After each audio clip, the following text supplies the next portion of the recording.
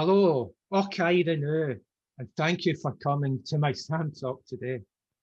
I'm John from Bonnie, Scotland, the home of whiskey, tartan, the Loch Ness Monster, alcoholics.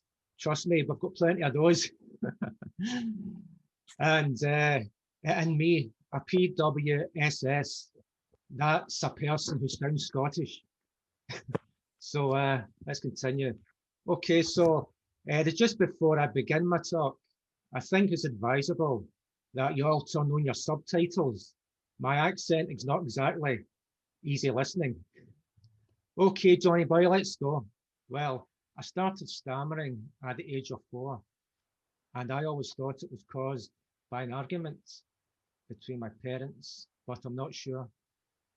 I first began to be aware of my stammer roughly around the age of 7, when I became aware that my speech sounded different to the other kids in my class at school. I had speech therapy till I was about 10 years old, but that didn't really make any difference. At the age of 13, I started a new high school, and that was when my speech became more severe. My worst lingering memory of my school and my stuttering in general was my very first day there.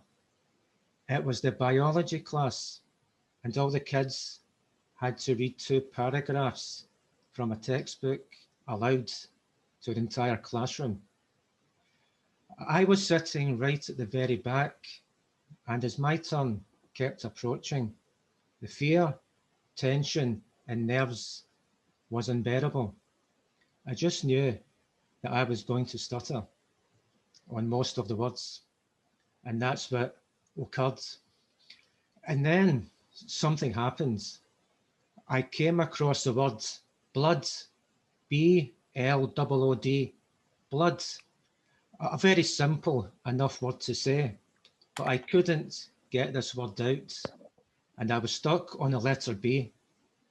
It must have taken at least 40 seconds to get this word out, but it seemed like an eternity. Of course, listening to a few of the background sniggers and the kids looking at me made things worse, and that memory has stayed with me for 35 years, although it's planted right at the very back of my mind. Well, also I would say that my education was affected as I found it difficult concentrating on what the teachers were telling me during lessons, as I was constantly thinking about my speech. And and I would also say that my only real solace at school, there was sports, and where I excelled at, especially football or soccer, as you say in the United States.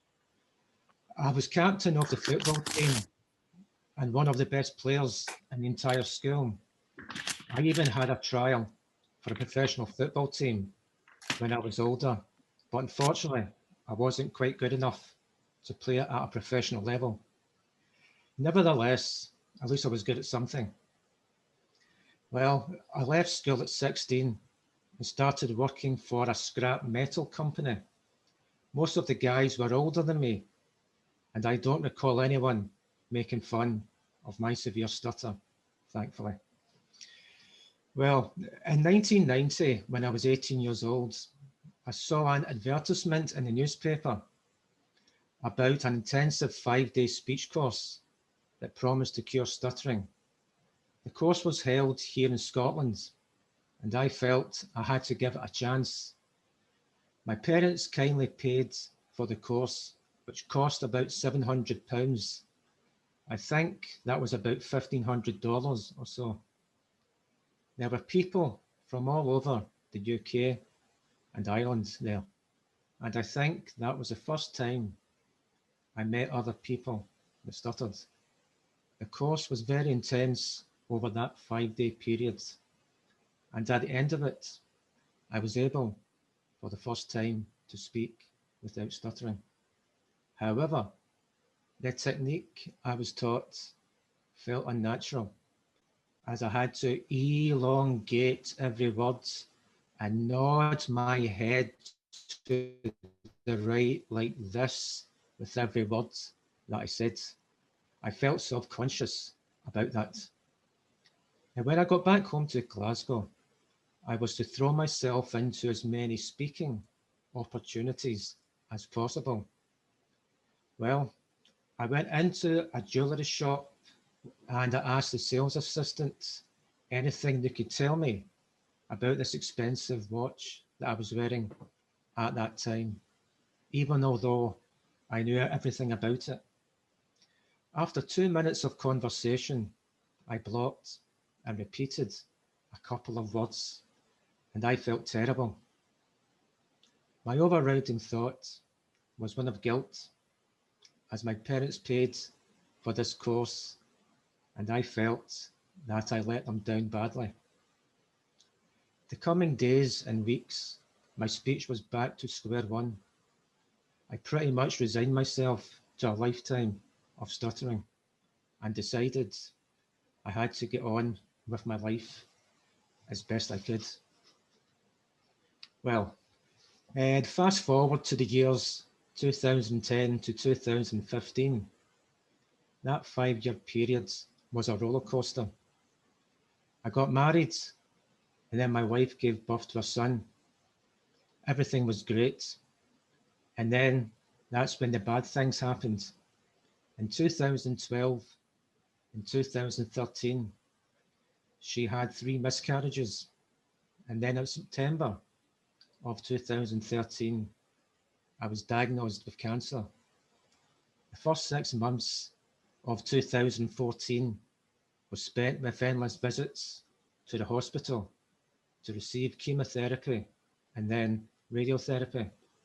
It took its toll mentally and physically, and my speech was affected even more. What kept me going was my wife and son. I responded well to the treatment, and the story has a happy ending.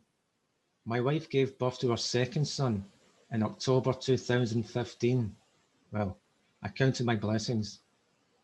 In August of 2020, I came across Lee's Speech Anxiety Cures book on Amazon. So reading all the positive reviews, I thought, why not give it a try?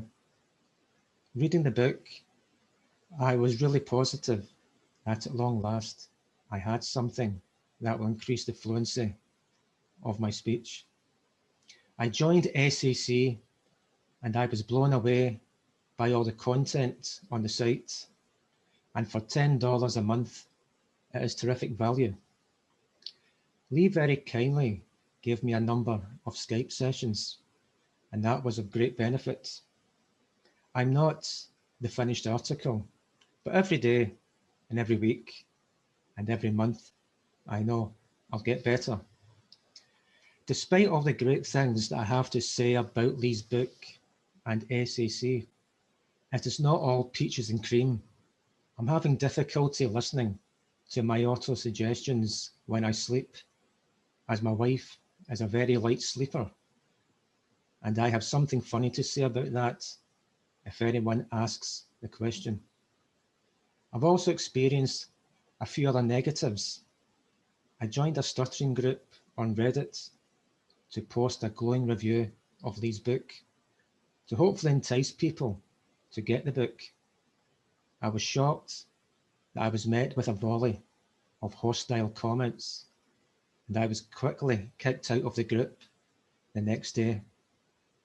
Also, I had 2 friends that stuttered, and one was mild and the other was very severe.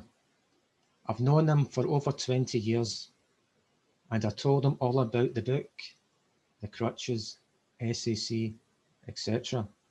Well, since the one friend hasn't returned my calls and the other has blocked me on Facebook, and this is something I really don't understand.